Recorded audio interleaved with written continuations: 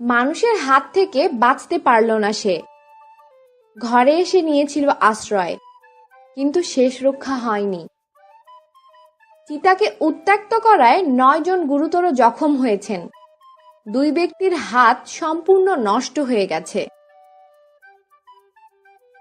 বৃহস্পতিবার ভোরে ভারতের গুরগাঁওয়ের এক ঘরের খাটিয়ার নিচে হঠাৎ নজরে পড়ে এক চিতাবাঘকে।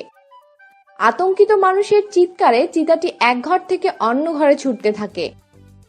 চিতার ভয়ে গোটা গ্রামের মানুষ ঘরবন্দি করে ফেলে। অন্যদিকে মানুষের ঘরে বন্দি চিতাটিও। মোবাইলের যুগে এই খবর একেবারে বিদ্যুতের বেগে ছড়িয়ে পড়ে। প্রায় 1000-1500 মানুষ চিতাবাঘটিকে দেখতে ছুটে আসেন। মানুষও সাহস পেয়ে যায়। বাঁশ, লাঠি, কুড়াল নিয়ে মানুষ চিতাটিকে ধরতে আসে। বাঁশ, ঢিল ছোড়া শুরু হয় চিতাটির দিকে। এদিকে চিতাটিরও বারবার খোঁচা দিয়ে আক্রমণাত্মক হয়ে ওঠে। মানুষের দিকে তেড়ে পাঁচিলের উপর উঠে যায় চিতাটি। তবে 3 ঘন্টার টানা লড়াইয়ের পর চিতাটিকে শেষ অবধি মেরে ফেলে গ্রামবাসী। প্রথমে জালে ধরার পর চিতাটিকে লাঠিপেটা করে মেরে ফেলা হয়। পুলিশ ও বনকর্মীদের উপস্থিতিতেই পুরো ঘটনাটি ঘটে।